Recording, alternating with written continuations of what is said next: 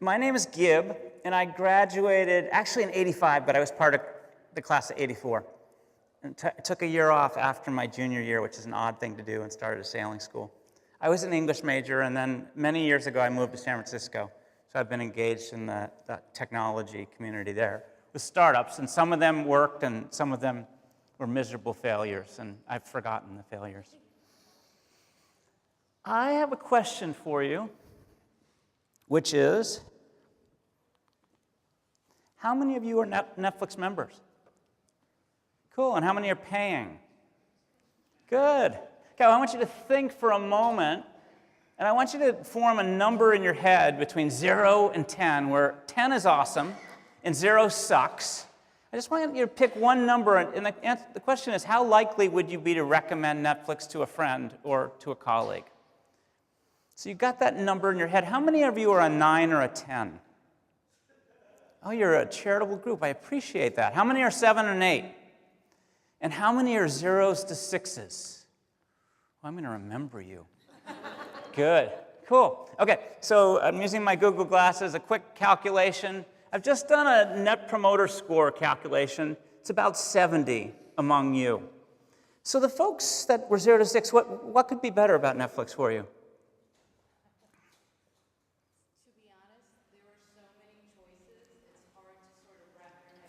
There's a lot of stuff, and it takes forever to find something that you like. What about you? You were a 0 to 6. You're my detractor. I just don't tell people to join subscription services. Okay. It's good. That's not a conversation. Okay, so that's just a really abnormal thing to do. Would you recommend a doctor? No. Okay, so you'll learn I'm sort of a feedback freak. But I spend a lot of my time and attention on the 0s to 6s.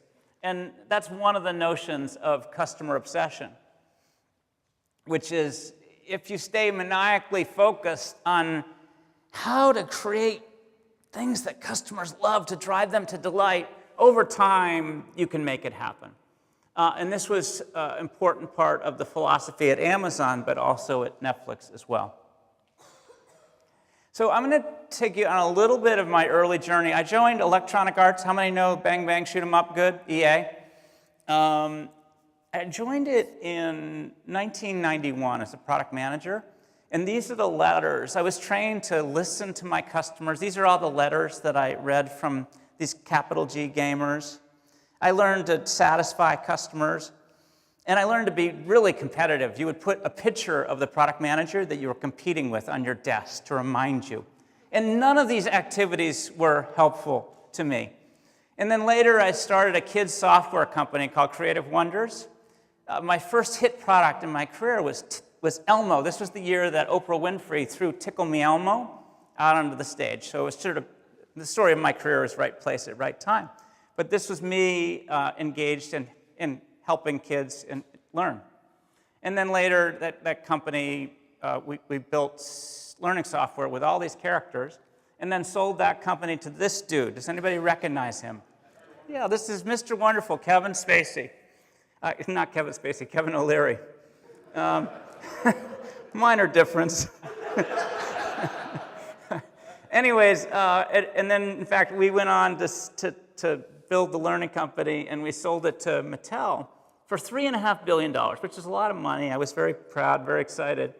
And a year later, they threw this company back out, and it was only worth $350 million. So this is when I learned one of my lessons about building enduring, hard-to-copy things, which is important later in my journey. This is Reed Hastings. This is the year 2005. Netflix began as a DVD by mail company. How many of you still get DVDs by mail? Oh, you're freaks. Okay, it's like the Knowlton family still has a DVD player. Make sure everybody knows. All right, so this is 2005. Reed interviewed me. He's the CEO of Netflix. And he really had two questions. The first one was, Gib, can you delight customers? And I said, I built Elmo's preschool. And luckily, his kids had used it and loved it. And his second question was a little bit more complicated. He said, Gib, can you do consumer science, customer science? I'm like, luckily I knew what he meant, because I had asked him a question, what did he want his legacy to be? And his legacy wasn't to build a great company or to invent streaming or any of these ideas. It was this idea of consumer science. And the way he described himself was, I'm kind of a geeky engineer. I'm not like Steve Jobs, who inherently sort of understands what people will love or not. The idea that I have is that we're going to build a system where you can test everything to discover what resonates with customers and what doesn't. And I sort of nicely lied and said, yes, I can do consumer science. I had taken a statistics course at business school, which turned out to be incredibly helpful for me. So this talk is really about two journeys. One is a journey from customer focus, and that's what I had learned in the early days about satisfying customers, listening to customers, and competing. And the better part of my journey is the back half of my career, both with Netflix and then my last startup is called Chegg, which is a textbook rental company. So there I've learned about customer obsession, this idea of delighting customers in these hard-to-copy, margin-enhancing ways, of experimentation in order to invent the future, and frankly, not spending much time at all thinking about competitors. The other part of the journey is, this is what Netflix looked like in 1999. It sucked, if anybody has a design eye.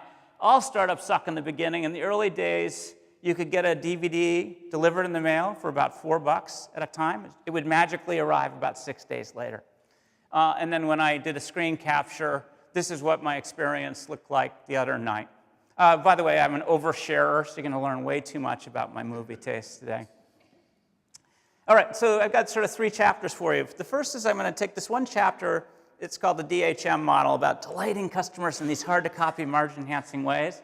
And then I'm going to take one application of consumer science, and I'm going to share with you all the experiments that Netflix did in order to create a personalized experience for you, to help you to find movies that you love, hopefully faster and easier in the future.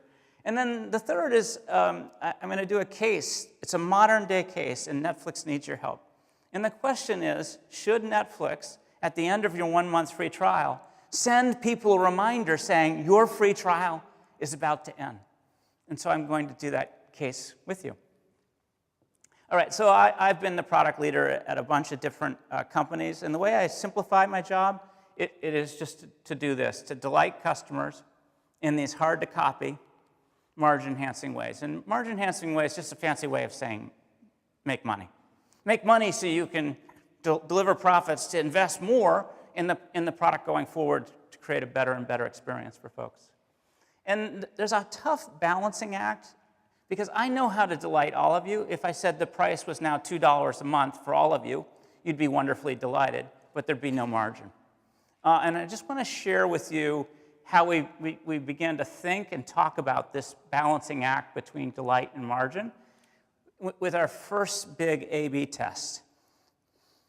Back in 2005, we had about 1 million members. In an A/B test, the concept is you can take 10,000 members and give them a different experience from everybody else. And if you talk to members in 2005, they all asked for the same thing. In surveys, in focus groups, in qualitative, all sorts of, in looking at customer service data, what they wanted was new release DVDs faster. So I don't know if you can remember, but in the old days, a movie would come out in a theater, and 2 months later, it would finally be available on DVD. And that's about 2 months later, we would send you a new release DVD in the mail. The problem is we were still a punk startup, and 50,000 of our customers wanted the new release the next day in the mail. We can only afford about 25,000 copies. So a lot of customers had to wait.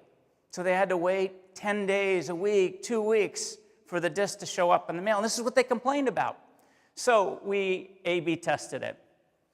We created for 10,000 customers this perfect new release experience. If you were in this test cell, you would get your new release DVD the next day in the mail. It was amazing. And the rest of you show up a day, 3 days, 2 weeks later, whatever it was, depending on what that disc was.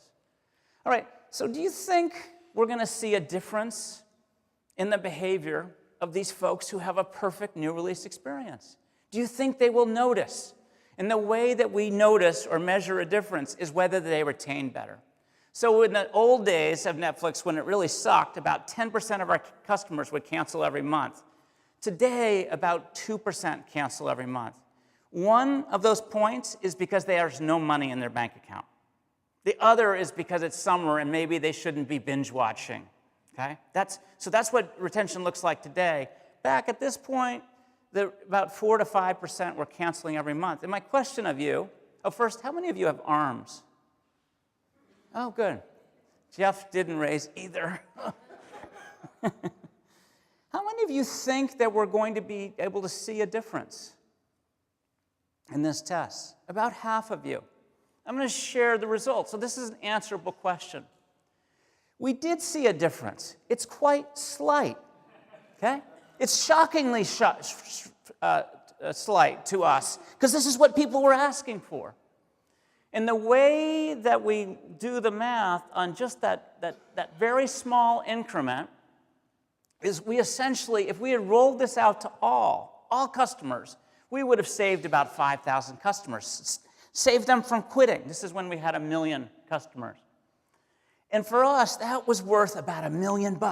And the way that we valued this, there are the 5,000 customers. There's the lifetime value of a customer at that point in time, which is $100, and we doubled it. We multiplied by 2. Does anybody know why we magically said, let's just 2x this number? Yeah. Inflation. It's a great guess. Give me some other guesses. It's not inflation. What? Referrals, that's it. If you had this great experience, the theory was you would tell a friend, and we would bring that friend into the service for free. Now, what's the right number? Is it 2x? We tried to figure this out for years, and we could never get an answer. My CFO was apoplectic because I chose to double, and that was about his practical limit. So now if you do the math on this, the additional inventory cost of all those DVDs was $5 million. So the simple question of you, how many want to launch this new release experience to everybody? And how many don't want to launch it to all? So how many want to launch to all? Now I need looking for a commitment. And how many say no launch? The math doesn't support the launch. And in fact, at that point in time, we just couldn't afford doing that kind of thing. Now, what's the reason that some of you supported this idea despite the fact that the math was wrong? New customers. What else? Amazon would never have built its business. Yes, Amazon is a great example. Amazon uses an 8x word of mouth factor where we could only use 2. So it's arguable that you could choose to launch it. The fact was we just didn't have the money to invest in inventory. But this is an example of the balancing act between delight and margin. And it's also an example of the wonder of A/B testing and consumer science, where you can answer all of these questions. All right, I mentioned hard to copy. And I'll just illustrate why it's so freaking important. HB Mock was the product manager, worked for me. This is the non-member site. This is 2005. Its job is to get people to click on the red Start Now button. And his amazing insight is if you put a happy family on a couch, more and more people click on the Start Now button. We're delighting these customers. We're improving the business by engaging more people in a free trial.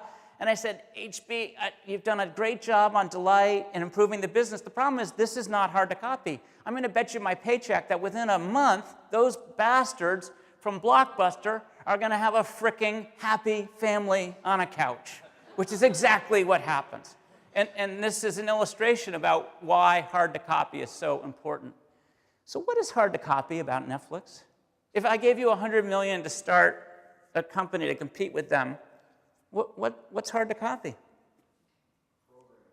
Okay, just pointing out the original content. It's amazing. There's a lot of it.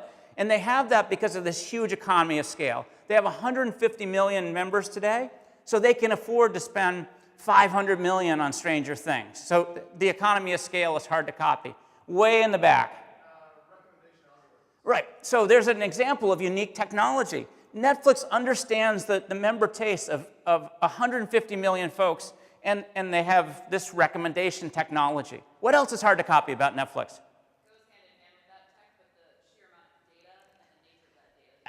Absolutely. Ton of data and other unique technology as well. What else is hard to copy? This is where I'm fishing for 2 more ideas. Yeah. Yeah, so again, it's going to be in the unique technology, that the magical encoding, et cetera. Yes? Netflix built like smart enough brands, so like that's like the go-to activity on their Sunday night. I think what you said was the brand is wicked hard to copy. You guys all trust your credit card to Netflix, and they're magically charging 13 or 14 bucks every month. And that is a really hard to copy thing, the brand. How many of you are Netflix and chilling? Okay, a little bit of nervous laughter from the younger people. Jeff, I saw you raise your hand. That's cool. Okay, I'm looking for one more thing that's hard to copy. I couldn't remember it either. Network effect. Netflix, every television that you buy today is already set up to stream live. It's amazing. Every device on the face of the universe. It's a huge and powerful network effect. These are the fundamental things that are hard to copy in the work that I do in technology. All right. So building stuff is really hard. These are 8 high-level theories about, this is trying to answer the question, in the long term, and this is 2005, how are we going to delight customers in hard-to-copy, margin-enhancing ways? And these are all the answers. And the amazing thing that surprises folks, it worked out for Netflix, is that we only got it right 3 out of 8 times. So one of my jokes about Netflix is that the secret to success is essentially high cadence failure. How quickly can you experiment in order to learn? And it turns out that later, at first we had opened up our application programming interfaces, and that eventually enabled the device ecosystem. That's what powers your connection with every television in the world. We actually tested exclusives in 2008, 2009. It did not work. But once we had an economy of scale in 2013 with House of Cards, it did work. And this is the nature of invention. And all that stuff down the bottom of the page didn't work. Actually, Friends, if you were in Silicon Valley in 2005, 6, 7, 8, 9, 10, every frickin' VC asked you, what is your social strategy? And they asked you because Facebook was going up and to the right, big time. What's wrong with the idea of getting recommendations from your friends in the context of movies? By the way, it works in music.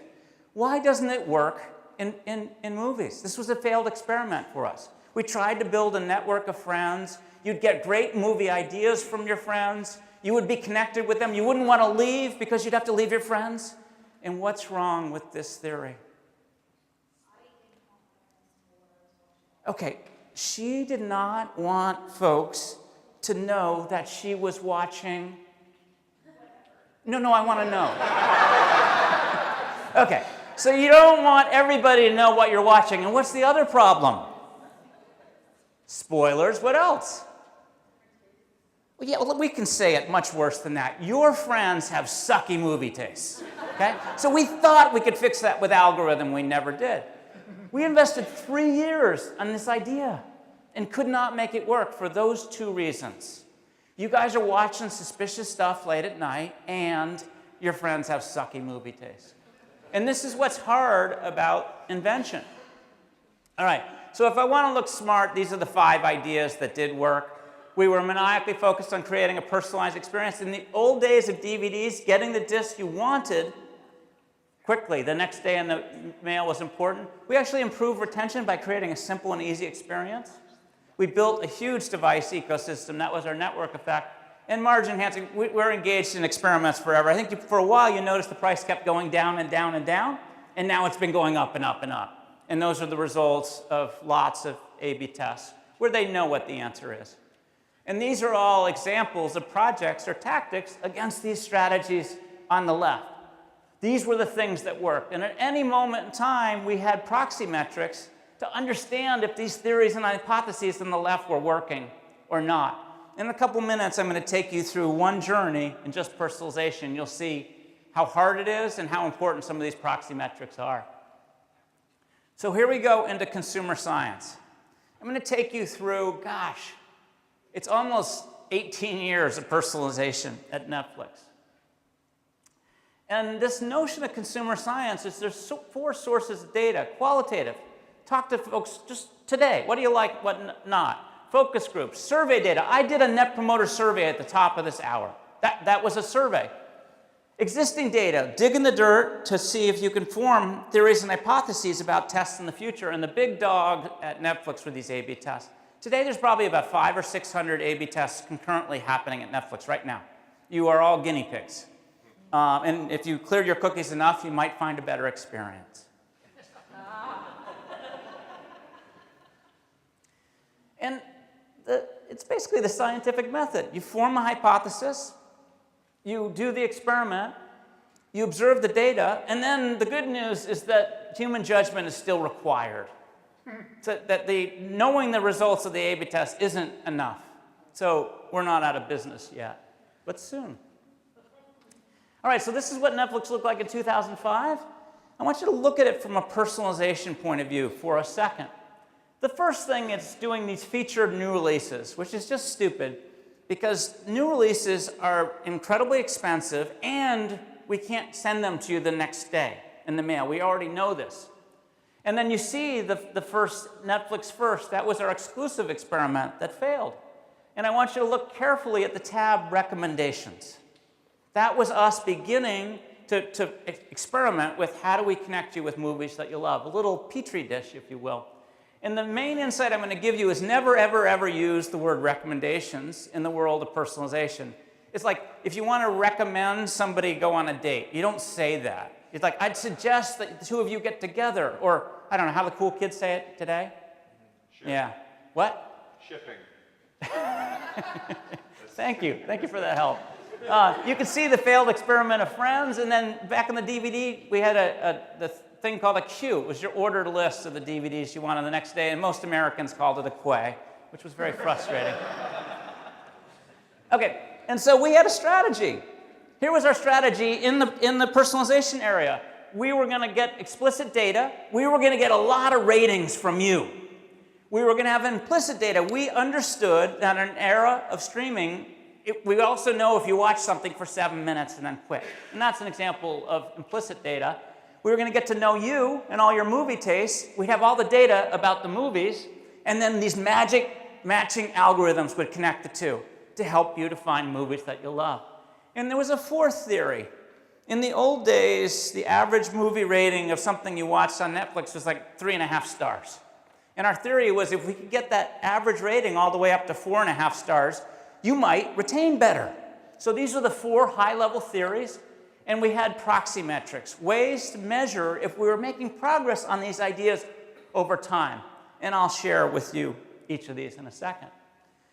So the other thing I want to do is, by way of helping you understand how, these are just the projects or tactics. And I'm going to share some of these experiments with you in a minute. I have a series of pop quizzes for you. You already know that things worked out at Netflix. You can think about the experience you have today, and most of the time you're going to guess wrong on these pop quizzes. And I just want to help you understand how hard invention is. So my very first question, our proxy metric for personalization, this is a little twisted.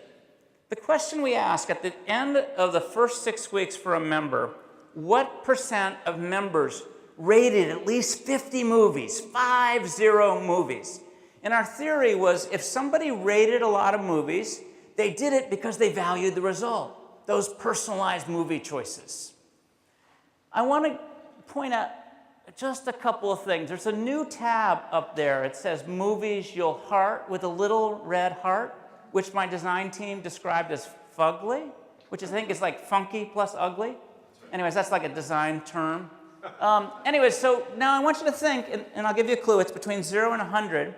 What % of members rated at least 50 movies in their first 6 weeks? 0. Okay, I heard some 0s and 5s, so 0s and 5s, raise your hand. 0 to 5. 5 to 10, raise your hands. 10 to 20, raise your hands. 20 to 30, raise your hands. Okay, you guys are all really curmudgeonly. Thank you, one hand there. The number is actually 28%. Yes, wow. And I'll show you. This is the data. This was us driving it up and to the right. Oh, by the way, why did it drop in 2011? Streaming. We didn't need the ratings as much, right? And how did we do it? Remember that damn fugly thing? People clicked on the movies you'll heart, and we had something called the ratings wizard, and they would spend an inordinate amount of time here rating tons and tons of movies while they were waiting for their DVDs to arrive. And this is how we got tons of explicit taste data that in the long term fueled our knowledge of you and your movie tastes. Okay, this is my family. Kristen just turned 56. That's Kelsey. She's 23. Brittany, with her eyes closed, just graduated. She's 21. That's me. I'm awkward 57. Don't tell my daughter I wore flip-flops to a presentation. She'll kill me.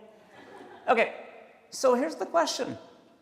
Is it helpful to know a person's age and gender? Will that help predict their movie taste? Okay, so all the yeses and all the curmudgeonly no's. Wow, this is a big surprise to us. About 5 people said no, and they were right. It turns out it's not helpful to know people's age and gender. Shocking within the era of movies. What's more helpful is just know 1 or 2 movies that you like than to know your age and gender. But this is really surprising to us, and again, helping you to understand how challenging personalization is. So what was our data for this? It was called RMSE. So how do I explain this? Basically, it's good to make it go down and to the right. Chris, how much did you like Breaking Bad? Pretty good. 0 to 5 stars. 4.5 stars. And we predicted he would like it 4.5 stars. Give me another movie. Star Wars. How much did you like it? 4.5. So we guessed that magically. And we were perfect in our guessing. So RMSE, if you're perfect in guessing, the number gets down and to the right. And we added age and gender demographic information, built it in the algorithm, and it didn't help predict which movies you like or not. I mean, it was astounding to us, but this is the proxy metric that we used. All right, got another pop quiz coming up. So the algorithm that worked is called collaborative filtering. Chris likes Breaking Bad and Star Wars. Jeff Thompson likes Breaking Bad and Star Wars. What else do you like, Jeff? His eyes were closed when I cold called him. TV or movie, anything you like. Okay, I like Stranger Things. He likes Stranger Things. Okay, so collaborative filtering says because you, Jeff, like Stranger Things, Chris, you'll like Stranger Things too. Will that work? He will have to watch it. Okay? This is how collaborative filtering works en masse. Now, of course, there's no description of why you might like Stranger Things. Okay? The math doesn't know. And this was the algorithm that worked exceptionally well for us in predicting what you would like and not. So, our little problem was we only had one engineer doing the collaborative filtering. And so we did something called the Netflix Prize. Has anyone heard about the Netflix Prize? Okay, cool. So we said to the development community, engineers all over the world, if you can improve RMSE by 10%, we gave them training data to work with, we'll give you $1 million. It was really quite astounding.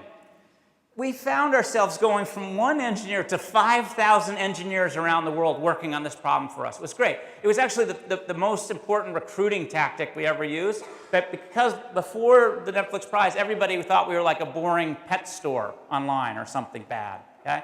And if you look at the results, it turns out that Belcour's pragmatic chaos won, but you see one of the early insights about the algorithms. Look at some of these weird team names. Number 4 is Opera Solutions and Vandelay United. Now, I know there's some Seinfeld fans on that team.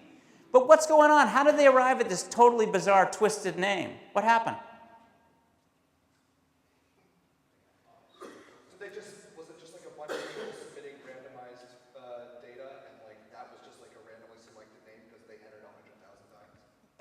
That's not it. Keep going. Why is it such a bizarre name? It's a combination of teams. They noticed that was exactly what you were about to say. Sorry to cut you off. What we learned was the more algorithms that you combine together, the better. And we could just see it in the dynamics in the leaderboard. So now we have this amazing new collaborative filtering algorithm. And my question is, when we paid the $1 million happily, will it improve retention? How many believe it will improve retention, the shiny new algorithm? And how many say, no, it won't? Now you're all trying to guess when I'm head faking you or not. It didn't help. It turned out, if you're a designer or engaged in design, the things that work for a combination of algorithm, of engineering work, and stuff that you could see. And from this, that first experiment, we created a new algorithm called category interest. And it did a mix of the math, predicting, and then stuff you could see. So again, this is me predicting too much about my taste. But if you look, it says, Gib, because you liked Airplane, we think you'll like Ferris Bueller's Day Off and The Breakfast Clubs because you're way into cult comedies from the 1980s, which is very true of me, if you know me. So this was an inadvertent result of the learning about the more algorithms, the better. Today, the personalization technology is really a mix of really hundreds of algorithms combined together, and they're all engaged in trying to guess at your member taste. So, lots of metrics. Crystal Chancuti, her job was to make it wicked easy for you to add lots of DVDs to your queue. And Crystal did a great job, and then something bad happened around 2009. What happened? Yeah, we launched streaming, okay? And Brent Avery, his job, we launched streaming in January 2007. His job was the percentage of members that watched at least 15 minutes in the course of a month. That went from 5% at launch in 2007 all the way up to 80% by 2011.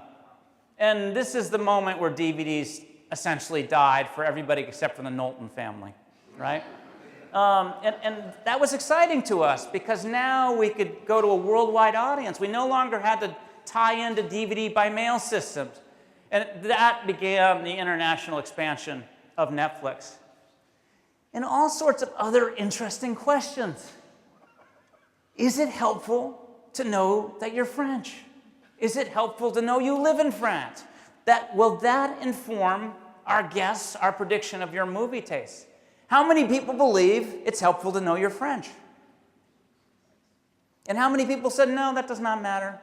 It turns out it does not matter. It's really quite surprising, right? Again, a real shocker. But this is the kind of thing you can only learn through A/B testing. Oh, Facebook. We had collected about 10 billion star ratings, and this punk cis startup comes along with this easy gesture. You thumbs up or thumbs down stuff. So we A/B tested the old school 5-star system against the thumbs up and thumbs down. We collected twice as much rating data with the thumbs up and thumbs down. So the stars were dead. The stars are dead. You remember that theory I gave you?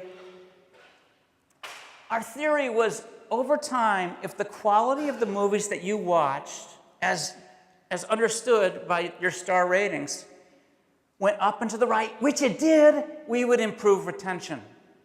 And guess what? It went up, and there was no sign that we had actually improved retention through that. Quite shocking. And it left us really puzzled. So we needed to go talk to humans. We spent time in focus groups, etc. And if you ask a person what their favorite movie is, they'll usually say something smart like Hotel Rwanda, or they'll say, yeah, I was home all weekend watching documentaries, okay? Now, what were they really doing? It turned out the real insight for what was going on was a little film called Paul Blart Mall Cop, okay? Now, Paul Blart Mall Cop is rated 3 stars. Was this what you were watching? No. Okay. It's rated 3 stars, but folks really enjoy it.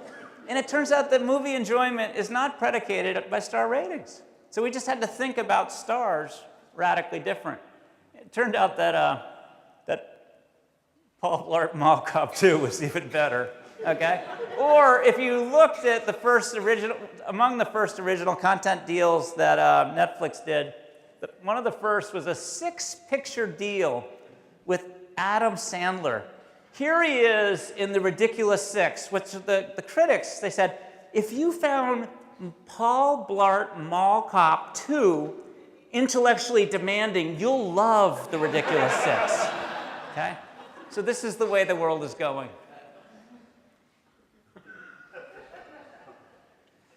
So if you look carefully, the stars are gone in Netflix. It's all about this notion of a match.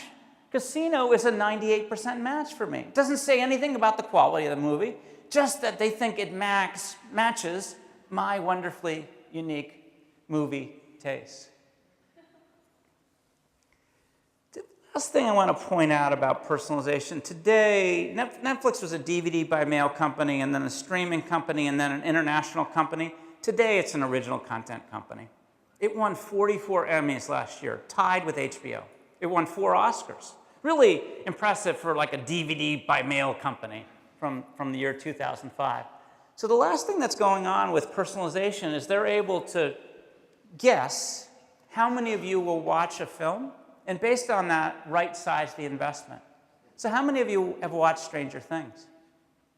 Cool. So their guess was 100 million people would watch that. They were able to predict this. And because of that, they were willing to spend $500 million on the series. How many of you have watched BoJack Horseman? Okay? So they were able to predict that about 5 million folks, yeah, I'm with you, okay? It's awesome. That 5 million folks were watching. Because of that, they could spend $50 million. And this is really what's been going on with Netflix. They're able to invest in these niches based on all of our unique tastes. The days of boob tube, of only watching 3 things on a Thursday night are way gone.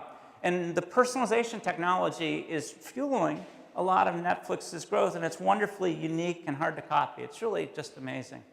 All right, so I told you that Netflix needs your help. I have a modern day case for you. This is a consumer science case. Netflix needs your help. And the question is, should they send, at the end of a 1-month free trial, everybody gets a 1-month free trial, a reminder letting you know that your free trial is about to end? Today, you give your credit card when you sign up, you give your email, and at the end of day 30, boom, they hit your credit card. And a bunch of people call in on day 32, 33, saying, hey, I forgot to cancel. And Netflix does the right thing. They back out all those charges, and they cancel the folks. And this idea came from a bright person who understood that that was actually costing the company $10 million a year answering these phone calls. I said, gosh, you can get rid of this cost if on day 27, you just let folks know in an email, your free trial is about to end. Text them, your free trial is about to end. On the personalized homepage, your free trial is about to end. Any means possible, let them know the free trial is about to end. Do you guys think it's a good idea or a bad idea? But why do you think it's bad? Because there's probably enough people who will stay with the service, right? You're guessing, so you're saying there's a bad business outcome from this? Yeah. So he's saying a lot of people are going to quit on day 27. That would be bad for business. Joe, what do you got?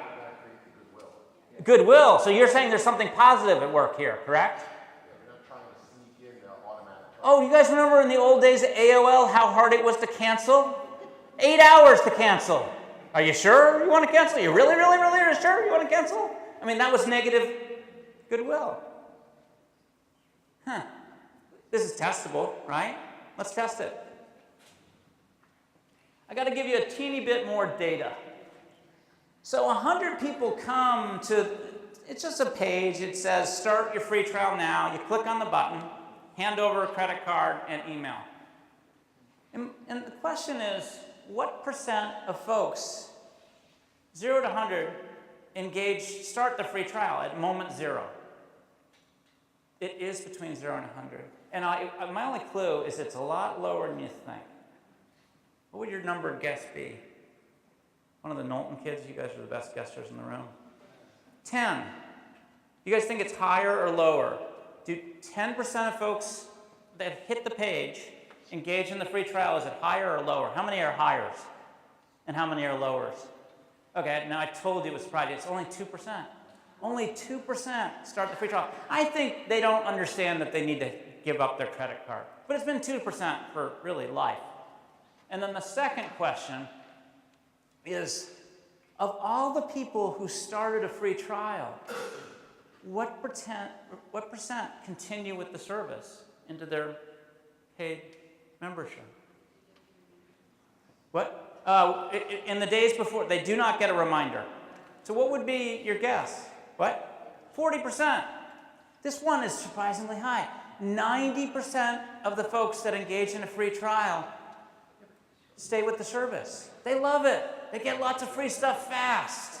They get to watch BoJack, God damn it, and Mall Cop, whatever number they're on today. So the month one retention is 90%. It's astounding. The first number is surprisingly small. The second number is surprisingly big. All right, so now we A/B test it. We take 1 million folks. They show up. They're joining the service. And this little test cell, they get the free trial reminder.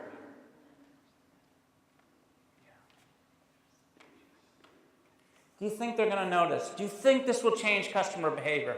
How many people believe we're going to see a change in the data? We do. And by the way, most A/B tests, you see nothing, right? It's in like most of science. Most of your experiments are failed. In this case, month one retention drops to 85%. How do you feel about the business here? Nope. Okay, so if you're the product manager here, I'll tell you the result of that drop. You just lost the company $60 million.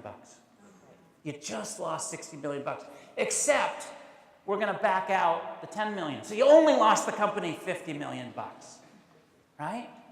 That's what you just did. How do you feel about this? Okay, Joe, how do you feel? I think the 5% who have left would have left at the end of the next month anyway. Okay, so I already know the data. They don't. So we're going to lose $50 million, okay? But keep going. So now we're going to come back to the one model I want you to remember.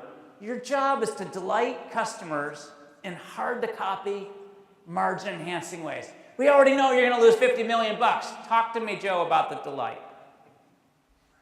Well, you're like we talked about, you're creating goodwill with the company. So in the long run, I think that's going to be positive for you. What is the hard-to-copy thing at work here?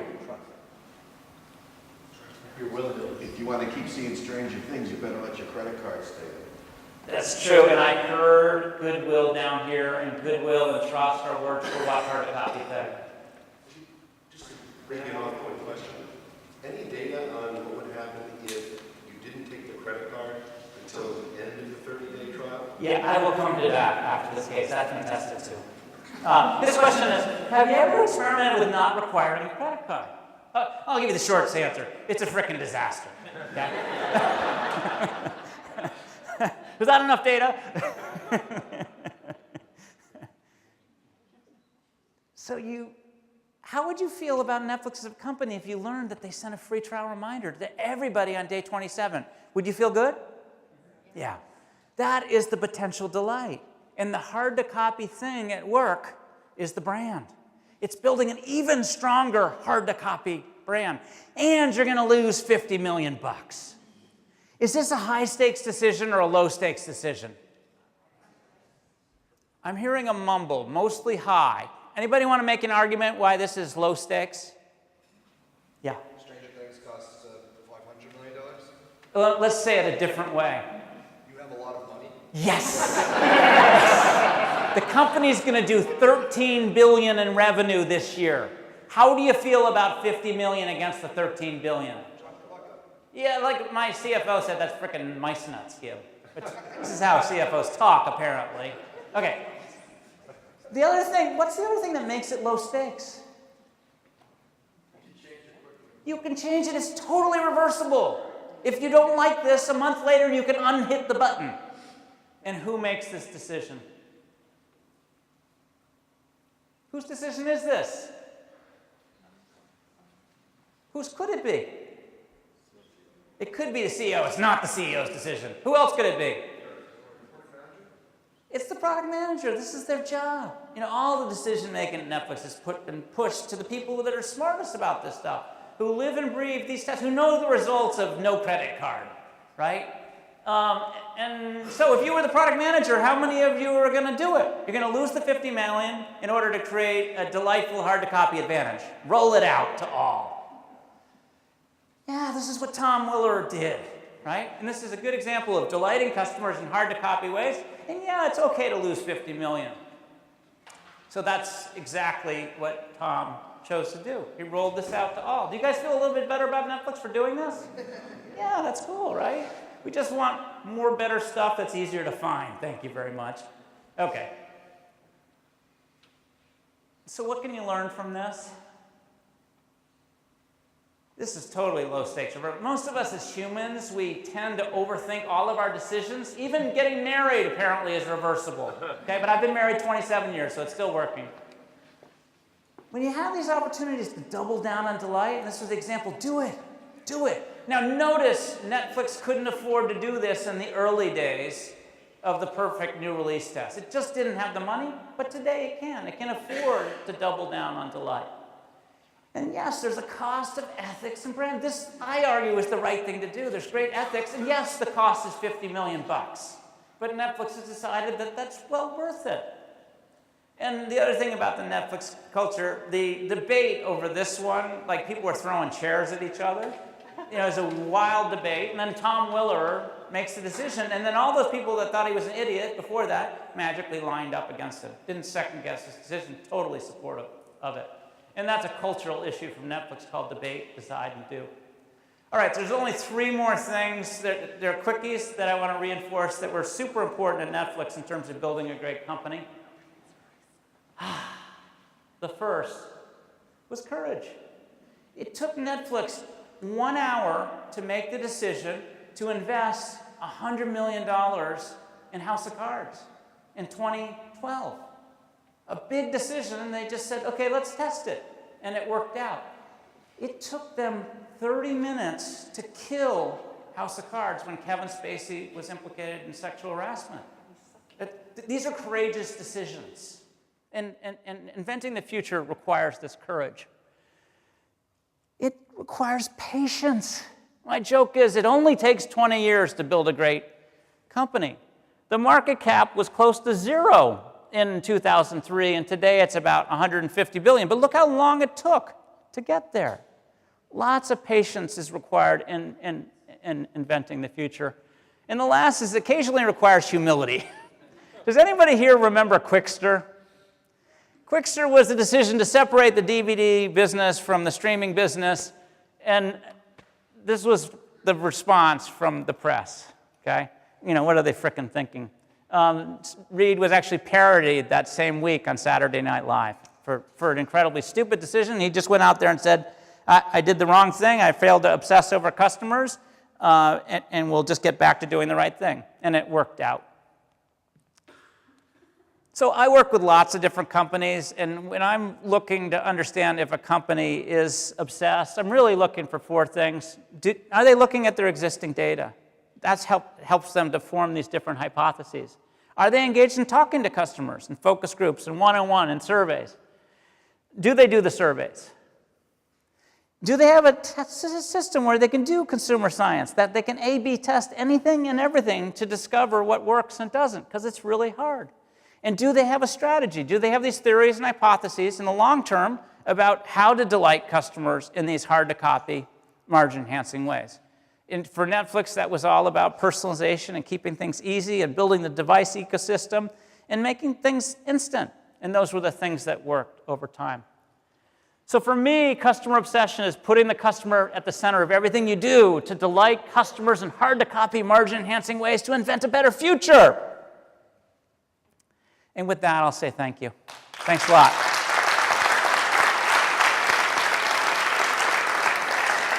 So I have this very awkward moment right now. I am kind of obsessed. I'm a freak about feedback systems. And you've all seen like street performers do their thing. You know, the crowd is around, they're all totally engaged, and then they pass the hat, and everybody leaves. I'm passing the hat now. I'm not asking for money. All I would love is a little bit of feedback. So if you pop up your phone, pretend you're taking a picture, okay? For most of you, it'll pop up a little web link, and that'll take you to a Net Promoter Score survey from SurveyMonkey. Did it work for many of you? Okay. And if your interwebs isn't working, just save the link and you can do it later. But I'd love, love, love your feedback. And it's easy. 0 sucks, 10 is awesome. You can pick any number in between. If you have a moment, one thing you liked that was good and one thing was bad. I've done about 350 different talks all around the world in the last 4 years. I'm really a teacher today, and I love it. And the feedback has been incredibly helpful to me. So thank you in advance for any feedback you can give me. All right, and there's the hat. Don't worry. And for a few of you, it didn't work. If you go to www.gibsonbiddle.com, there's a link to the survey at the very top of my little website. And right below it, you can get a PDF of the presentation. So it's all sitting there waiting for you. And you can read and write and do whatever you want. All right. Do you guys have any questions of me? Yes, Chris. You had a large number of tests going on at any one point. Correct. How do you differentiate how each one of those tests affects your end results? We can. Yeah. So Chris's question is, you're doing lots of A/B tests in parallel. How do you understand which test is doing what?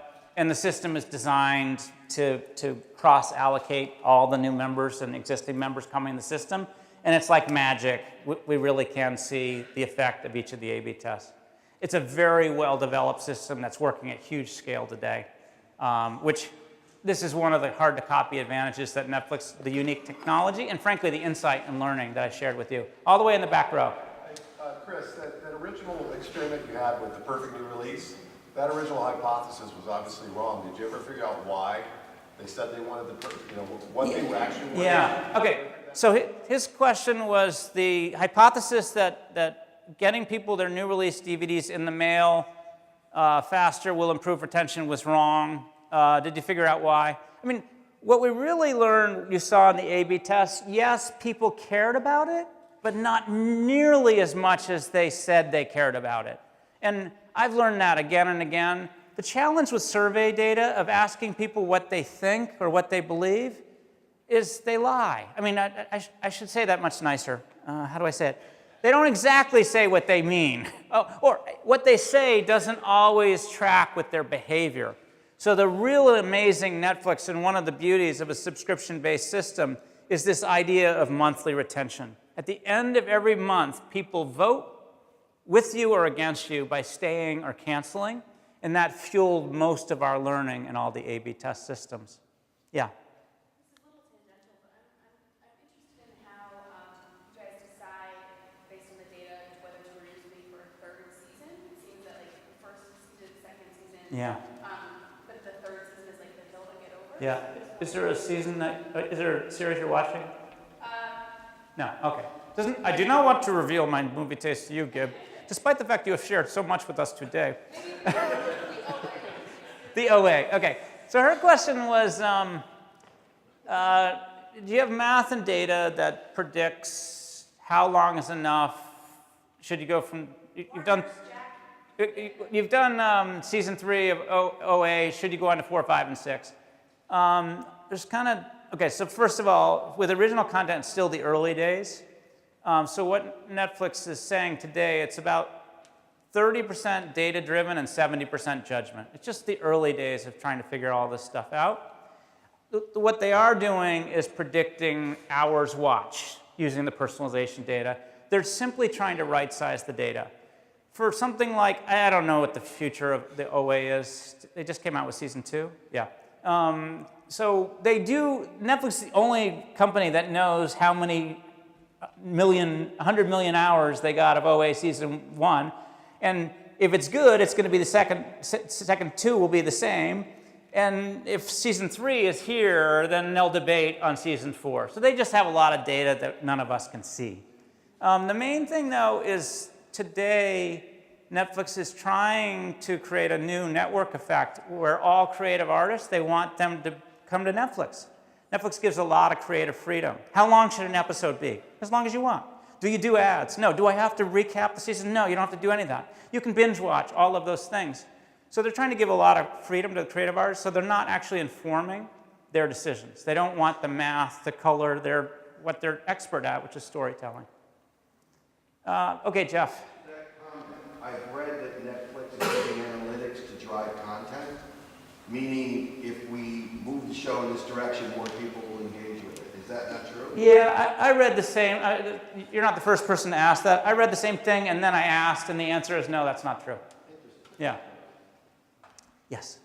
What's like a big wonder that Netflix is working on right now? Oh, well, okay, so I sort of told you, the question is, what's the big next thing about Netflix? So the history of Netflix, get big on DVD, lead streaming, go international, original content, that's the chapter they're in now. The question is 5 or 10 years out, what's the next big thing? There's 2 theories that I have. One is how technology is going to change storytelling. So how many of you watched Bandersnatch? Okay, so did you like it or not? Yeah, it's Metza, right? It's early days. You didn't watch Puss in Boots, too, did you? It's a children thing. No, you don't have to watch it. Anyways, they're experimenting with these are interactive stories. And with AR, VR, the way that storytelling works in the next 10 years is going to change. So that's just a little hint of the future. Another hint is essentially they're trying to create an experience that's even better than what a movie theater was 10 years ago. With technology and sound and video quality, and then maybe even the social component. So those are 2 hypotheses about what's going to be big 10 years from now. They don't know either. Yes? You've been at Netflix for a week. No, stop. I'm no longer at Netflix. I semi-retired 3 or 4 years ago, very happily. I was just curious, I've heard a little bit about sort of the Netflix manifesto and Yeah. how the company itself is run, and Yeah. then given how rapidly it's changing and redefining itself from being streaming to content creation, what is the environment like in terms of being a place to work? Yeah. So her question is, how many folks have read the Netflix culture deck? Cool. It's worth reading. There are about 12 hands. So there's really 3 things that I would say define Netflix success. One is consumer science, the better living through math and A/B testing. Second is strategy, you've seen both of those things. And the third component is the culture. So, and then her question, what's it really like to work there? It's amazing and scary is the easiest solution.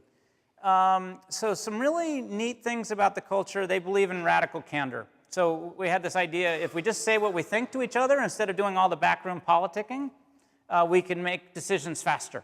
And that would be a competitive weapon. I found that quite true. That gets challenged. Netflix has grown internationally, and now they have 500 people in Japan that are learning a lot about radical candor.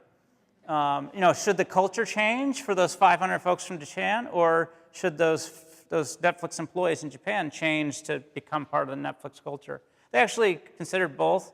Then they did 3 to 4 months of training for folks, the team in Japan, and they've all gotten great at radical candor, and they've really embraced the culture. What else do I say? I mean, there's some wild things. We went to first principles on everything. So in the old days, you'd get, if you had been with the company for 10 years, then you'd get a week per year, 10 weeks of severance. Huh? Like, the company fundamentally made it easier to let employees go. So today, if you go to the website, you apply tomorrow, you get a job on Tuesday, and then you're a bad fit, you'll actually get 4 months severance, even if you've only worked 2 days. And that was fundamentally trying to make it easier for the manager to nicely encourage employees to go find something that's a better fit for them. So those are just 2 parts of the culture. The deck, it used to be 120 pages. It's been downloaded 20 million times, so a lot of people have read it. the good news, it's only like 10 pages now, so I think it's really worthwhile reading. And if you actually go to my baby website, I have a little talk on culture on the front page. I find it a really cool issue. Other questions? Yes? You're talking about all the broad things that Netflix is doing to attract the broad public and build a huge company. I have just one small curmudgeonly question for you, and that is that my original interest in Netflix was all this old back catalog stuff I could get a hold of, and all those old Jacques Tati movies and et cetera that I got on DVD. And the company having moved to streaming, I search on what's streamable, and I don't find my Jacques Tati movies. And so I'm wondering if there's ever a plan to, or if there's an interest in addressing that niche, because candidly what I'm doing now is I'm going over to Amazon Prime, I'm finding it to pay $2 and solving the problem that way. But so far, I've still not turned out for Netflix. But I don't know, maybe I'm not your target market. No. Okay, so the question was, in the old days of DVD, Netflix had 100,000 DVDs. Anything you wanted largely was there. Today, as it's gone to streaming, the selection doesn't feel as big, and I can't find everything I want. And because of that, I go to try Amazon Prime or Hulu or whatever else. So Netflix has always tried to be a great value, delivering most or a lot of the stuff that you want at an incredible value. So in the way they think about that is it's good for you to go to use Amazon Prime and Netflix, and many of you will get the new Disney program for only $5 a month in the next year or so for your young kids or grandkids, for some of the really old farts here. Anyways, so they've never had this notion of being everything that you want for everyone.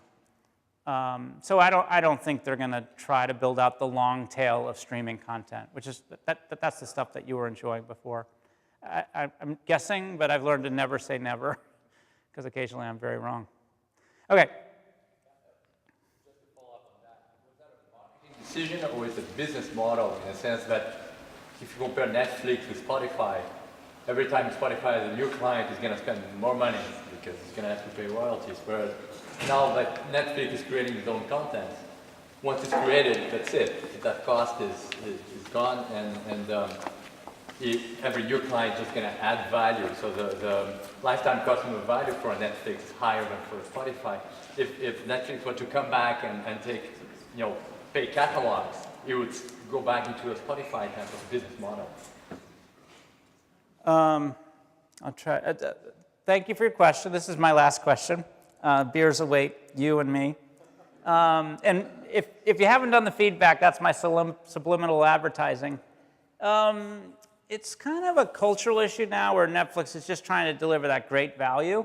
It knows what, from A/B testing price, what the service would look like if they charged you $20, which would be stinky. We actually imagined that we were going to get all of HBO's content streaming. We thought that one day we would write them a check that was big enough they'd say yes, and they never said yes, which was smart on their part. But the real fear was we know that we can't support most of the Netflix members if the price gets too far above $20. So that's sort of part of the gestalt. All right, thank you everybody for being here today.